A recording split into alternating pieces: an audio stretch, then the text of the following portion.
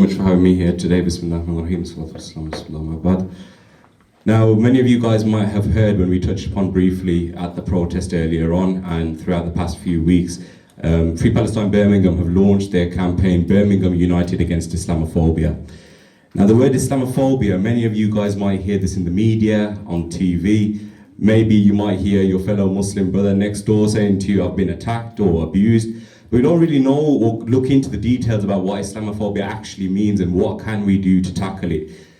I mean, dislike against Islam or Muslims, especially with a political force, majority of the times now it's something which has been put up in the media due to the Palestinian protests, and we've seen the comments by Michael Gove. We've also seen the comments raised by the far right, Tommy Robinson in particular, mentioning these sort of things about how the Islamists are taking over and how Muslims want to do this and how the Palestinian issue is becoming a Muslim issue. And in reality, it's nothing like that. And we need to differentiate religion between the Palestinian movement and how this is a humanitarian issue and what can we do to ensure that all religions, all backgrounds and all faiths are freely able to practice their religion without having to worry about anything, without having to worry about being attacked, without having to worry about being abused, but alongside this, having that right to express themselves and protest peacefully. One of the downsides about not allowing someone to protest peacefully and express their rights can potentially lead to extremism, which is what we've seen before. And that isn't what Islam represents. Islam is a religion of peace. And many Muslims have come out quite angrily about what's been happening, what's been said, and the response has been quite good. And as I said, one of the things which Free Palestine did, as soon as the comments came out, as soon as there were sisters who were complaining, saying that they feel upset, they feel vulnerable, that when they attend a protest, they're going to be attacked later on. Our brothers with beards who stepped outside the house, they felt like they need to cover up, they need to cover their identity. Now, Islam for us is a way of life, and it's something which stays close to our heart. And everything we do goes according to the principles of our religion. Now, to take that away from someone, it's almost like taking away their identity. And this is why we as youngsters were so passionate about making a stance and taking advantage of this opportunity to talk about Islamophobia and educate those who might not know what exactly it is. So I've touched upon briefly the definition, dislike against Islam or Muslims, in majority of the occasions, like how we've seen through a political force as well. But how does it actually impact or affect us, and why is it such a big thing which we keep on mentioning? Now, many of you have seen, as soon as the comments came out about Islamists are taking over and Sparky was a no-go area, there was a new extremism bill which was mentioned, and 3-4 Muslim organizations were mentioned, Cage, Mend, and Five Pillars potentially as well. And what will happen then is anything that someone does who is a Muslim, whether you are a child, whether you are adult in your workplace, automatically that identity for you as a Muslim will be a case for you to be attacked. And we've seen a lot of prevent ferals come in recently, especially through schools, a child coming in with a Palestinian flag on their hand, maybe a child wearing a Palestinian shirt for children in need, and automatically they associate you supporting the Palestinian cause with you being an extremist. They will then refer you to prevent, and it will become a whole extremism thing when really the child doesn't know left or right. The only thing which he knows is that there's something going on across the world which he's upset with. He's upset that his fellow brothers and sisters are going through oppression, they're going through a genocide. He's seen that it's unfair, he's seen that he has the luxuries which he has. He's able to play with his toys in safety, he's able to chill with his family, he's able to enjoy himself in a manner where he knows he can have these luxuries without worrying about anything. And then he looks on the TV, or his parents are talking to him about children who don't have any toys to play with, who don't have a home where they can live in peace, who don't have basic necessities like how he does.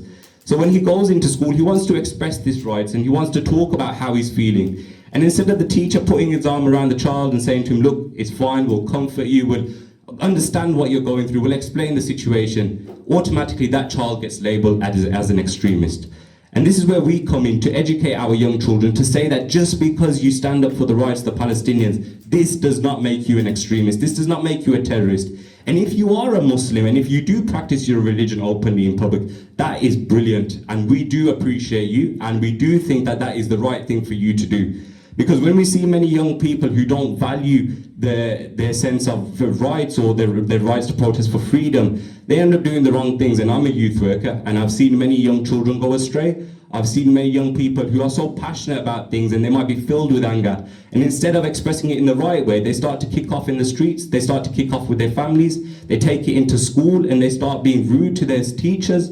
And this isn't the way how we should bring up our children. So one of the things which we want to raise a stance for, especially with our young people, is it is okay to practice your religion freely, and that should be accepted. We're in a secular society where everyone is entitled to practice their religion freely and openly, and this is one of the messages which we try to put across. So now that I've mentioned how it actually affects us and how it impacts us, how do we raise awareness? Now, one of the things which I've mentioned, the campaigns, but before I go into that, reporting it. Now, we've noticed, especially with the Palestinian issue, when you are silent and when you are the person who's complicit with what's going on and you don't make noise and you don't go out there and make a statement, everyone will suffer. And if in that moment of time you're not the one who's going to suffer, maybe the next day it will be you in that situation.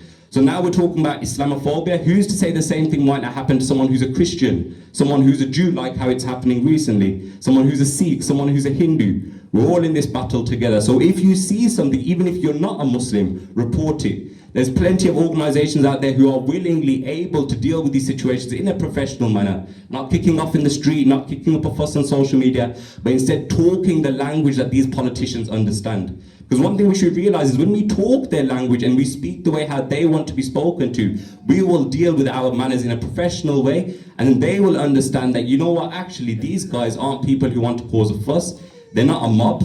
These guys aren't terrorists. Actually, they've got concerns which need to be relayed in an eloquent manner. So reporting it is very important. Even if you're not a Muslim and if you see someone going through something, please report it. An organization called Tal Mama, someone who used to work for them, I've been speaking to, and has said that over the past few weeks when the Palestinian issue has kicked off and the movement has been taking place, the rise in Islamophobia continues to increase. Through the reason, like how I said, where people see someone with a beard, people see a sister with a hijab and automatically assume that because you support the pro-Palestinian movement, you are suddenly an extremist. And Muslims at the moment are the easiest people to be targeted because of things which are going on around the world.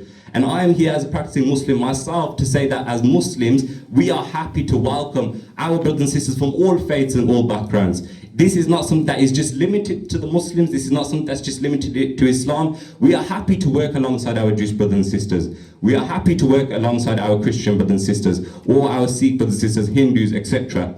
Now, when we talk about how can we move together, it comes under one community, it comes under unity. When we see a problem, we deal with it. So we know that in the next few days, if the same thing happens to someone else, we know how to tackle it straight away. Moving on from that, raising awareness through social media, through campaigns, Birmingham United Against Islamophobia was built upon through young people aged 16 to 17 who came up with the idea and said, actually, I'm a Muslim, I practice my religion. When I come to the protests, I like to pray on the side, and then I like to get involved with the protests as well. That could be me, that could be my family, that could be my mum. Maybe my brother will go out in the street and he will be attacked. Maybe my mum will go out in the street and her hijab will get pulled off.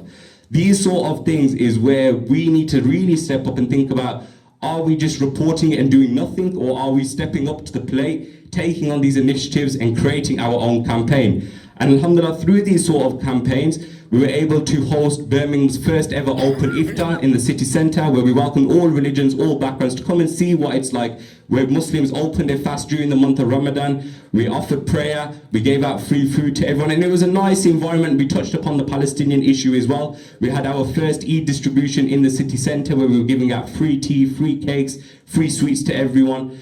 So don't believe everything that you see in the media. And if you have any worries, or if you think to yourself, maybe Islam is something that I'm not really fond of, or maybe I want to get to know more about the religion, it's always good to ask the questions. Ask the questions in a polite manner, and guaranteed the brothers and sisters who are around will be willingly able to speak to you about what the religion speaks about. Whereas if you're just looking at your phone and looking at the propaganda, what's in the media, and you think, well, Muslims are extremists, then there's a problem within our community. And how are we going to step up from that? When we look at back in the days when that was the reality, where a Muslim would step on the street and they'd be labeled as X, Y, Z, they wouldn't be given that respect as that person is a human, that person is our brothers and sister. Instead of asking that person, what does your religion teach? What does your book teach? Instead, they were criticized and they were told that you are not part of us. Go back to your country. Many things which I've seen before on social media. After our first open iftar, when we posted it all on social media to say, this is what we're doing, this is what we plan to do, we want to make a stance against Islamophobia, we were told we need to get out this country very, very quickly because we're making this country a Muslim country. And I was upset because I'm born and bred here in Birmingham, in Al-Amrock, and many of you guys here are born and bred here in Birmingham, all within the UK. We are all one community, and we all need to come together to stamp out these kind of issues.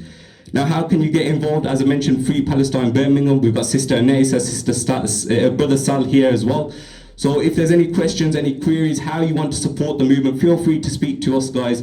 And if you maybe want to set up your own campaign, because that is what we're looking for, this is just one element of what we can be doing within our own communities. If you're looking to help out or tap into your own initiatives and start your own campaign, we'll be more than happy to help you. And it's like how we mentioned at the back where we said that in Ukraine, and when the incidents took place, the government here were welcoming the Ukrainians and people were willingly taking Ukrainian refugees into their homes with open arms. Whereas when it becomes the issue of Islamophobia, many people are quite reluctant. And we ask ourselves, is it because of the type of people who are in Ukraine? Is it because of their skin color? Is it because of their beliefs? We really need to break that barrier. And this Palestinian issue shows that at the front foot, that this is not about race, it's not about religion, this is a humanitarian issue. And if you don't get impacted now, or if you don't suffer now, in the future, if you don't put a stop to it, it could happen to you. So that's where I would like to end off and say that Islamophobia is something which we should all be getting in as a community. This is something that we all have power to take control of. And if you don't make a change now, or you don't take a stance against it, it could be you next. Thank you.